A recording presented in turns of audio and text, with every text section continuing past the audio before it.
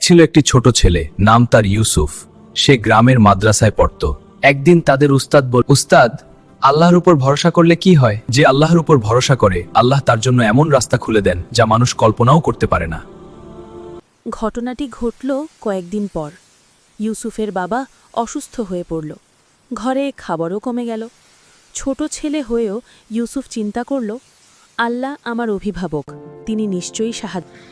আল্লাহ আমার অভিভাবক, তিনি নিশ্চয়ই সাহায্য করবেন। ইউসুফ বনে জ্বালানির কাঠ কুড়াতে গেল। হঠাৎ দূরে দেখতে পেল এক বুড়ো মানুষ জঙ্গলে হাঁটতে হাঁটতে ক্লান্ত হয়ে পড়েছেন। ইউসুফ দৌড়ে গেল এবং তাকে পানি দিল। বুড়ো লোকটি খুব খুশি হলেন এবং বললেন, বাবা, তুমি আমাকে সাহায্য করলে আল্লাহও তোমার পরিবারকে সাহায্য করবে। দিন আশ্চর্য ঘটনা। পরের দিন গ্রামে একটি ধনী লোক এলেন। তিনি কাঠ কিনতে চান এবং ইউসুফের জ্বালানির কাঠ দেখে খুব খুশি হয়ে দাম দ্বিগুণ দিয়ে কিনে নিলেন। ইউসুফ ছুটে বাড়ি ফেরার পর দেখল তার বাবাও একটু ভালো বোধ করছেন।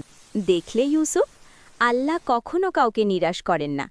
যে তার উপর ভরসা করে, আল্লাহ তাকে সবচেয়ে ভালো উপায় সাহায্য করেন। শিক্ষা: আল্লাহর উপর ভরসা করলে কখনো ক্ষতি হয় না।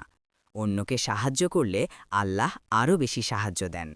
সৎ, ধৈর্যশীল ও দয়ালু হওয়া একজন সত্যিকারের মুসলমানের গুণ।